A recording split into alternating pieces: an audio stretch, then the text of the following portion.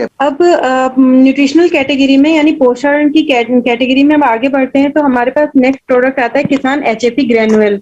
किसान HAP ग्रैनुअल basically क्या है कि जैसे अभी आपने किसान ह्यूमिक के बारे में जाना, वो भी एक ह्यूमिक एसिड और फ्यूल्विक एसिड एंजाइम्स या ह्यूमिन से मिला हुआ एक पोषण तत्व है या पोषक तत्व है। उसी तरह से किसान एचएपी ग्रैनुअल, फर्क केवल इतना है कि जो ग्रैनुअल माने कि जो दानेदार प्रोडक्ट आता है और किसान ह्यूमिक जो है वो अपना लिक्विड में है।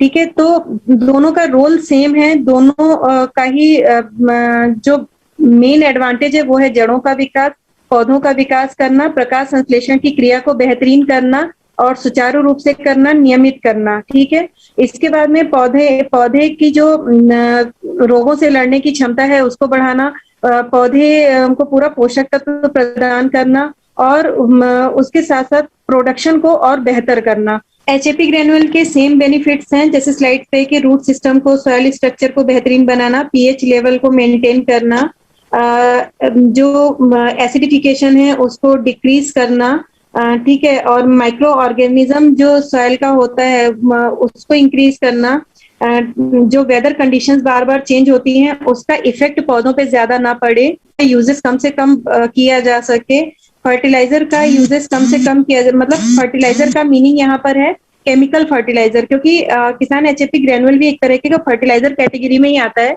लेकिन यहाँ पर मीनिंग है जो केमिकल फर्टिलाइजर यानी डीएपी और यूरिया का जो यूज है उसको कम किया जा सके। किसान एचएपी ग्रैनुअल को यूज करने का जो सबसे बड़ा बेनिफिट है वो ये कि अगर कोई भी किसान भाई या अगर कोई भी इसका यूज करना चाहता है अपने खेत में, और अगर एक सीजन, जैसे अभी मैंने स्टार्टिंग में 2 सीजन बताए थे, रबी या खरीफ, किसान इसका किसी भी सीजन से स्टार्ट करता है और अगर वो एक सीजन कंप्लीटली किसान एचएपी ग्रैनुअल का यूज कर लेता है तो उसको डीएपी को यूज करने की जरूरत नहीं पड़ती है। एक तरीके से आप इसको डीएपी का सब्स्टिट्यूट कह सकते हैं। नेक्स्ट, किसान एचएपी ग्रैनुअल को किस किस तरह की फसलों पे यूज किया जा सकता है? सर थोड़ा सा एक ब्रीफ ये भी करिए कि हॉर्टिकल्चर में कौन सी फसलें आती हैं, बाकी एग्रीकल्चर बेस पे कौन सी फसलें होती हैं, इनको आप बताइए। जैसे मैंने आप बताया था कि दलहन तिलहन और सब्जियां होती हैं, इसको आप थोड़ा सा प्लीज डिस्क्राइब करिए सर। यस मैम, आप बताइए, कंटिन्यू प्लीज। Yes, compulsory. देखिए, अगर हम एग्रीकल्चर क्रॉप में जाते हैं तो जितने भी दलहन तिलहन की या अनाज की जो फसलें होती हैं, जो ग्रेन्स होती है, जैसे चना है, सोयाबीन है, गेहूं है, पैडी है, ठीक है, इसके अलावा सोयाबीन है, मक्का है, ये सारी जो फसलें आती हैं ये अपनी एग्रीकल्चर क्रॉप में आती हैं। सेकंड, अगर हॉर्टिकल्चर क्रॉप की हम बात करते हैं तो जितनी तरह की सब्जियां या फलों की जो खेती होती है वो हॉर्टिकल्चर में जाती है, या फूलों की जो खेती होती है वो हॉर्टिकल्चर क्रॉप का है सर। हॉर्टिकल्चर में वेजिटेबल्स और फ्रूट्स आती है। वो फ्लावरिंग में क्या आता है मैम? फ्लावरिंग को क्या बोलते हैं आप? हॉर्टिकल्चर में ही फ्लावरिंग भी हॉर्टिकल्चर में ही आता है, और एग्रीकल्चर में जितने अपने पेटल्स और ग्रेन्स है वो सारे एग्रीकल्चर में आते हैं। किसान एचएपी ग्रैनुअल के डोजेस की अगर हम बात करें तो ये 2 kg पर एकड़ के हिसाब से जाता है।